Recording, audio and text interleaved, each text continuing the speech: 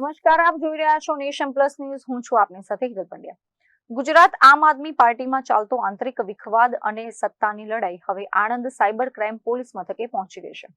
વડોદરા આપના શહેર પ્રમુખ અશોક ઓઝા દ્વારા જ પક્ષના નેતા કેશવજી ચૌહાણને ટાર્ગેટ કરવા માટે આઈબીના નામે નકલી ફોન કરાવવાનો ચકાવનારો કિસ્સો પ્રકાશમાં આવ્યો છે. આમ આદમી પાર્ટી દ્વારા દિલ્હીથી મોકલવામાં આવેલા કદાવર નેતા કેશવજી ચૌહાણને વડોદરા અને મધ્ય ગુજરાતના સંગઠનની જવાબદારી સોંપવામાં આવી હતી. કેશવજી ચૌહાણની વડોદરામાં સીધી એન્ટ્રી થતા વડોદરા શહેર પ્રમુખ અશોક ઓઝાને પક્ષમાં જ પોતાનું રાજકીય કદ નાનું થઈ જવાનો અને સત્તા ગુમાવવાનો મોટો ભય સતાવી રહ્યો હતો. આથી કેશવજી ચૌહાણને વડોદરામાંથી હટાવવા અથવા તેમને ડરાવવા માટે અશોક ઓઝાએ પોતાના આણંદના મિત્ર નીતિન ડોગરિયા સાથે મળીને એક ખતરનાક ગુનાહિત કારસો રચ્યો હતો. યોજના મુજબ અશોક ઓઝાના કહેવાથી નીતિન ડોગરિયાએ સેન્ટ્રલ ઇન્ટેલિજન્સ બ્યુરોના નકલી અધિકારી બનીને કેશવજી ચૌહાણને વારંવાર ફોન કર્યા હતા અને ધમકાવીને હેરાન કરવાનું શરૂ કર્યું હતું.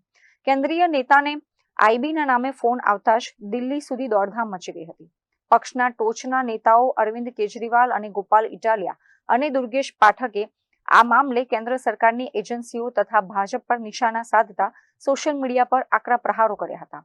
જોકે કેશવજી ચૌહાણને આવેલા ધમકી ભર્યા નકલી ફોન કોલ્સ અને આણંદ સાયબર ક્રાઇમ પોલીસ મથકે સત્તાવાર ગુનો નોંધાતા પોલીસે ટેકનિકલ અને સાયબર સેલની મદદથી તપાસ શરૂ કરી હતી. તપાસ દરમિયાન જે મોબાઈલ નંબર અને લોકેશન સામે આવ્યા તે આણંદના નીતિન ડોગરિયાના નીકળ્યા હતા. પોલીસે નીતિનની અટકાયત કરીને કડક પૂછપરછ કરતા તેણે પોપટની જેમ બધું જ સત્ય ઓકી દીધું હતું અને આખો આઈડિયા વડોદરાના આપ પ્રમુખ અશોક ઓઝાનો હતો અને તેના જ કહેવા પર કેન્દ્રીય નેતાને ટાર્ગેટ કરવામાં આવ્યા હતા. પક્ષના આંતરિક વિખવાદમાં દેશની સર્વોચ્ચ સુરક્ષા એજન્સીના નામે ગુનાહિત કાવતરું ઘડવા બદલ પોલીસે અશોક ઓઝા અને નીતિન ડોગરિયાને જેલના સળિયા પાછળ ધકેલી દીધા છે અને આ કેસમાં અન્ય કોઈ સ્થાનિક નેતાઓ સંકળાયેલા છે કે કેમ તે દિશામાં રિમાન્ડ મેળવવાની તજવીજ હાથ ધરી છે. તારીખ 28/5ના દિવસે આમ આદમી પાર્ટીના દિલ્હીના પૂર્વ ધારાસભ્ય અને આમ આદમી પાર્ટીના નેતા શ્રી દુર્ગેશ પાઠકજી દ્વારા એક ટ્વીટ કરવામાં આવેલી અને એ ટ્વીટમાં એવો આક્ષેપ કરવામાં આવેલો હતો કે કોઈ એક નંબર પરથી ગુજરાતના આમ આદમી પાર્ટીના કાર્યકર્તાઓને ગુજરાત આઈબી પોલીસના નામે ધમકાવવામાં આવે છે અને તમારું વેરિફિકેશન કરવાનું છે અને એ રીતની હેરાનગતિ અને પરેશાની કરવામાં આવે છે. આ મતલબની એક ટ્વીટ દુર્ગેશ પાઠકજી દ્વારા કરવામાં આવેલી હતી. આ જ ટ્વીટને બાદમાં શ્રી અરવિંદ કેજરીવાલ દ્વારા પણ રીટ્વીટ કરવામાં આવેલી હતી અને ફરી વખત ગુજરાત પોલીસ અને ખાસ કરીને આઈબીની છબી ખરડાય તે રીતના એમાં કમેન્ટ્સ કરવામાં આવેલા હતા કે પોલીસ દ્વારા પરેશાની કરવામાં આવે છે, શું ખરેખર આઈબીનો નંબર છે, શું આવી રીતે વેરિફિકેશન કરવાનો કોઈ કાયદો છે વગેરે જેવા સવાલો અને માહિતી સાથે રીટ્વીટ કરવામાં આવેલી હતી. પોલીસ ઉપર આટલા ગંભીર આક્ષેપો હોવાથી વડી કચેરી દ્વારા પણ આનું સંજ્ઞાન લેવામાં આવેલું હતું અને પોલીસ વિભાગ દ્વારા આની તપાસ કરવાની શરૂઆત કરવામાં આવેલી હતી.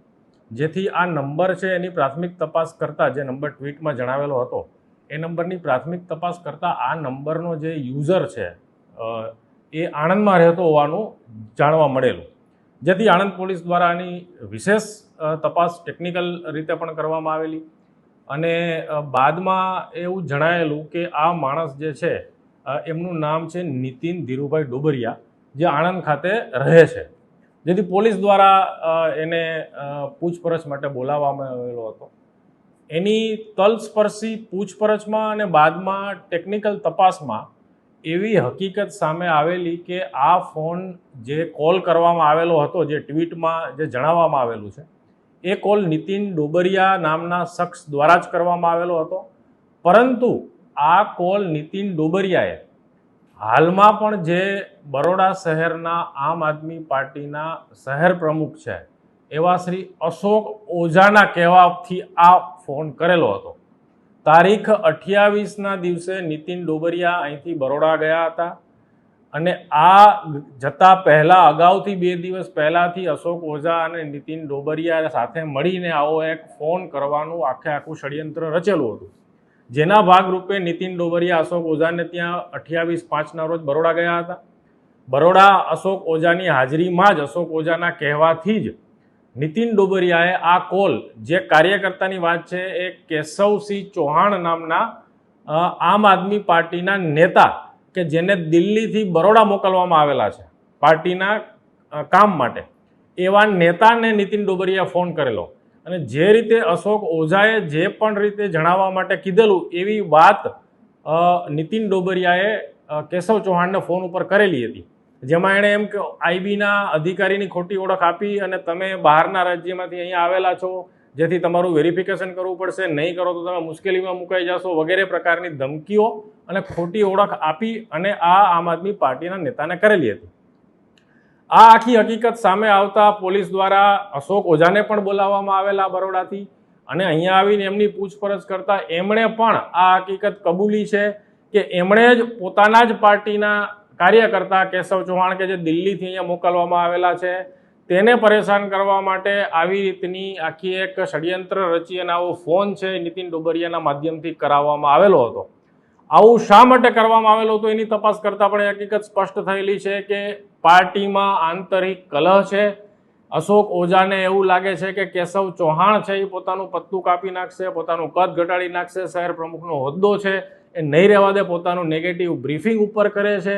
આવા બધા શંકા કુશંકા અને એના કારણે એમણે કેશવ ચૌહાણને પરત દિલ્હી મોકલવા માટે એનો રસ્તો સાફ થઈ શકે એ માટે આ આખો ફોન કોલ કરાવેલી અને ધમકાવવાનું પ્રવૃત્તિ કરેલી હતી. જેના અનુસંધાને ગઈકાલે અમે જ્યારે બંને અશોક ઓઝા અને નીતિન ડોબરિયાને પૂછપરછ માટે લાવવામાં આવેલા હતા ત્યારે પણ ફરી વખત શ્રી અરવિંદ કેજરીવાલ તરફથી ટ્વીટ કરીને કહેવામાં આવેલું હતું કે આમ આદમી પાર્ટીના કાર્યકરોને પોલીસ પરેશાન કરી રહી છે. હકીકતમાં પોલીસ દ્વારા કોઈ કનડગત કોઈને ક્યારેય થયેલ નથી, કોઈ ફોન આવો થયેલ નથી. એમની જ પાર્ટીના કાર્યકરોતાની અંદરની જે આ માથાકૂટ છે એના કારણે આ આખો બનાવ છે, આખો જે ગુનો છે એ બનેલો છે. પોલીસ તરીકેની ખોટી ઓળખ આપવામાં આવેલી છે, ધમકી આપવામાં આવેલી છે, જેના પરિણામે પોલીસ દ્વારા અને પોલીસ ઉપર ખોટા આક્ષેપો થયેલા છે. તમામ બાબતને ધ્યાનમાં રાખતા આણંદ પોલીસ તરફથી આ માટેનો એક ગુનો દાખલ કરવામાં આવેલો છે સાયબર ક્રાઇમ પોલીસ સ્ટેશન ખાતે. ધમકી આપવાનો, પોલીસની ખોટી ઓળખ આપવાનો વગેરે. આ ગુનામાં અશોક ઓઝા અને નીતિન ડોબરિયા બે આરોપીઓની ધરપકડ પણ પોલીસ દ્વારા કરવામાં આવેલી છે. સાહેબ તરીકે શ્રી કેશવ ચૌહાણને જોડવામાં આવેલા છે. એમણે પણ આ વાતનો સ્વીકાર કરેલો છે કે એમના આવો ફોન આવેલો હતો આ નંબર ઉપરથી અને આ પ્રકારની વાત કરવામાં આવેલી હતી. આ બાબતના તમામ ટેકનિકલ પુરાવા પણ છે, જેથી આ બાબતે આગળની કાયદેસરની કાર્યવાહી કરવામાં આવશે. પરંતુ સમગ્ર હકીકત આ પ્રકારે બહાર આવેલી છે કે આમ આદમી પાર્ટી દ્વારા આ આઈબીનો ખોટો ઉપયોગ કરીને આઈબી દ્વારા કનડગત કરવામાં આવેલી છે એવો આક્ષેપ થયેલો હતો, જેમાં કોઈ તથ્ય નથી. પરંતુ આવી રીતનો જે ગુનો છે એના પ્રક્રિયા હેઠળ આ ગુનામાં જે બે આરોપીઓ છે એ બે આરોપીઓ દ્વારા જ આવો ખોટો કોલ છે એ કરવામાં આવેલો હતો. Bureau report nation plus news Vadodara. સમાચારોના સતત અપડેટ મેળવવા માટે અમારી નેશન પ્લસ ન્યૂઝની યુટ્યુબ ચેનલને સબસ્ક્રાઇબ કરો, બેલ આઇકન દબાવો અને જોડાયેલા રહો ફેસબુક, ઇન્સ્ટાગ્રામ અને ટ્વિટર પર.